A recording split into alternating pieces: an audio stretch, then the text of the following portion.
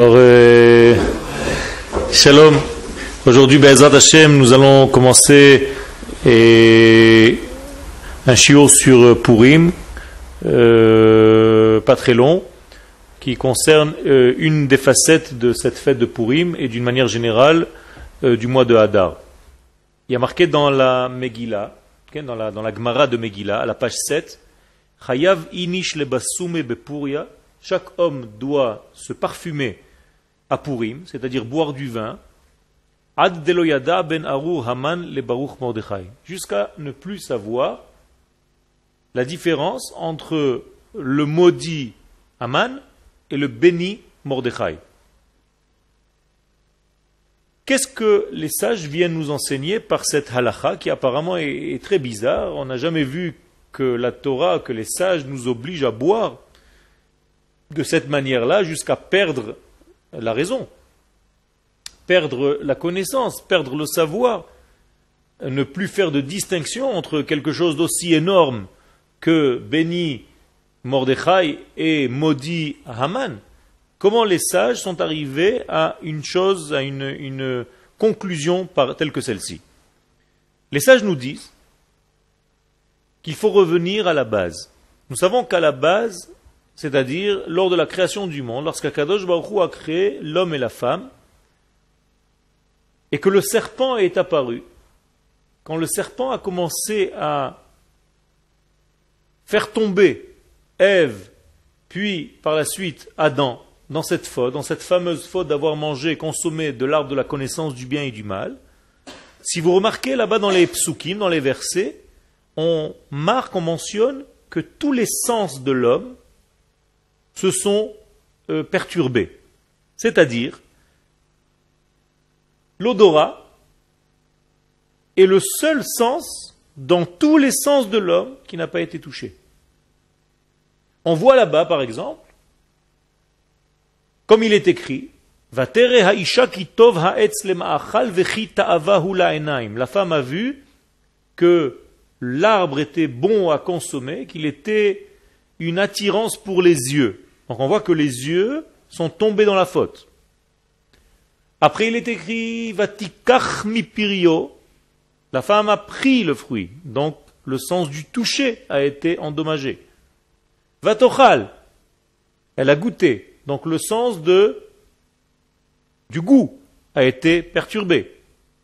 Elle a entendu le conseil, le mauvais conseil du serpent, donc l'ouïe a été perturbé, endommagé. Il nous reste donc un seul sens, le sens de l'odorat, concernant lequel il n'y a rien. Rien n'est marqué. Et les Chachamim nous disent, conclusion, l'odorat est le seul sens qui est resté intègre, entier, propre, qui n'a pas été perturbé, endommagé dans cette première faute. Et pourquoi c'est tellement important? C'est important parce que il nous faut un point, un fil, un début de fil à tirer pour la correction, pour faire le tikkun, pour faire la réparation. Si cette réparation devait se faire devant les 5 sens qui étaient complètement perturbés, on ne sait pas trop par quel bout commencer pour la correction.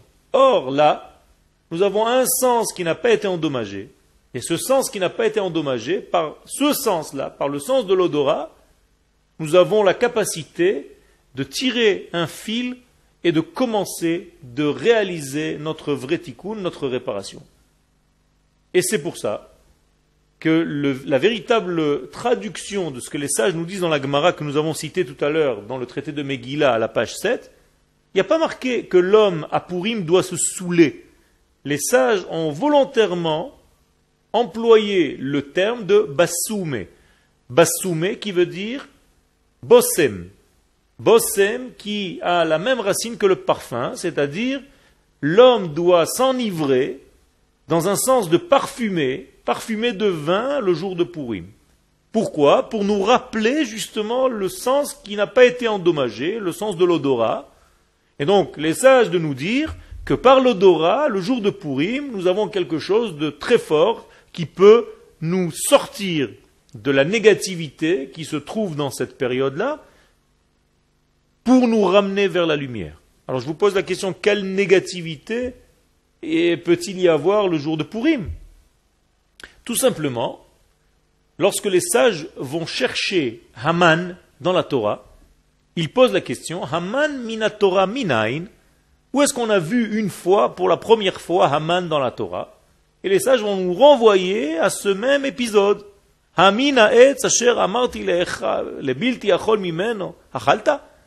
Est-ce que tu as mangé de l'arbre interdit? C'est-à-dire que les sages vont chercher Haman dans la consommation de l'arbre de la connaissance du bien et du mal.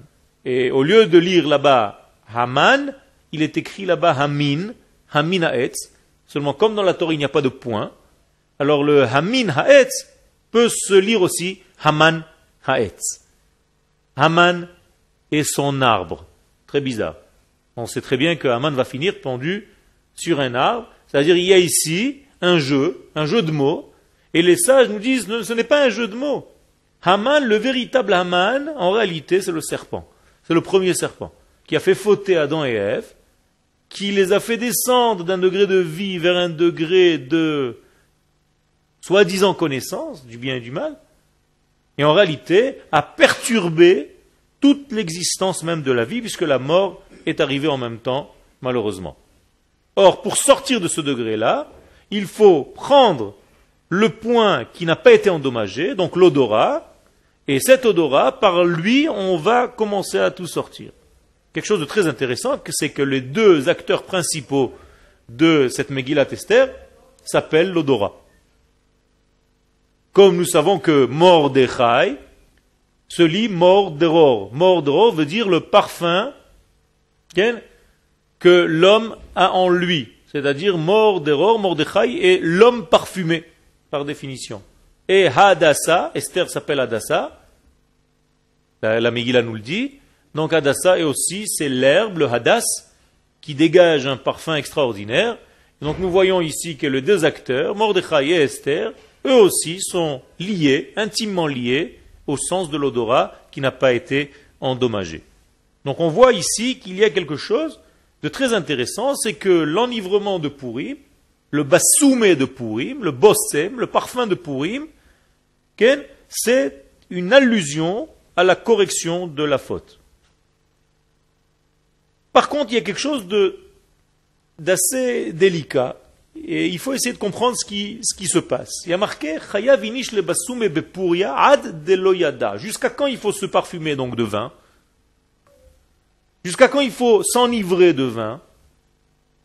Jusqu'à ce que nous perdions la connaissance. Ad de loyada. Jusqu'à ce que tu arrives à un degré de loyada, de ne pas connaître. Et qu'est-ce qu'il ne faut pas connaître? Qu'est-ce qu'il faut oublier en réalité? Ça aussi, nous l'avons dit tout à l'heure, nous devons oublier que Mordechai est le bon et que Haman est le mauvais. Alors là, ça devient un petit peu plus délicat. C'est-à-dire que tout le sens de Purim, c'est justement de savoir que Haman c'est le mauvais et que Mordechai c'est le bon. Et là, on nous demande paradoxalement de nous saouler pour ne plus savoir que Haman c'est le mauvais et que Mordechai c'est le bon. Alors il y a un problème, un paradoxe qui est en train de s'installer ici devant nous. En réalité, l'essentiel de ce jour de Purim se trouve à l'intérieur de ce paradoxe, de cette contradiction. C'est-à-dire que nous devons comprendre d'abord qu'Akadosh Baruch Hu se dévoile dans ce monde, dans le bien comme dans le moins bien. Akadosh Baruch Hu se dévoile dans le monde dans une situation qui est comparée à Mordechai, c'est-à-dire une situation de bon, mais aussi Akadosh Baruch Hu peut choisir un chemin de dévoilement qui s'appelle Haman. C'est-à-dire un chemin de dévoilement qui n'est pas très clair à tes yeux. Et toi, homme, lorsque tu verras cette situation, tu vas te dire, Dieu ne peut pas être dans ce comportement. Dieu ne peut pas être dans ce cheminement. Dieu ne peut pas être dans ce processus de Géoula. Et on te dit, oui monsieur, ça peut exister. La preuve, un jour dans l'année, on doit arriver à cette prise de conscience qu'Akadosh Baruch Hu peut utiliser des chemins qui ne te paraissent pas logiques, justement pour faire avancer son processus de dévoilement messianique. Et d'où va provenir la joie? Justement, la joie va provenir de cette connaissance, de cette prise de conscience que de temps en temps, une fois dans l'année, nous devons faire un lâcher-prise. Et ce lâcher-prise, c'est le jour de Purim, par définition. C'est-à-dire qu'on va boire jusqu'à lâcher-prise pour comprendre qu'Akadosh Baruch Hu peut faire sa Géoula de différentes manières. Et quelle est la véritable joie? Le sommet de la joie de Purim, et on terminera le cours par cette donnée-là, le sommet de Purim, c'est qu'en réalité, la simcha, la joie ne vient pas parce que je comprends quelque chose, parce que j'ai pris conscience de quelque chose, mais tout simplement parce que je vis mon être Israël et j'ai une foi authentique dans ce qu'Akadosh Baruch Hu a choisi un peuple malgré moi. Je ne sais même pas pourquoi. Seulement parce qu'il a eu envie de moi, qui bechach hashek Hashem Elohecha, Kadosh Baruch Hu a eu envie d'Israël, de choisir Israël. C'est pour cela que la simcha est aussi grande le jour de Purim. C'est-à-dire que ce n'est pas une compréhension logique, il n'y a pas de raison logique à ce choix divin pour Israël. Kacha, comme ça. Ça, ce degré-là, ça amène la joie de Purim. Chag Sameach vekol Tuv.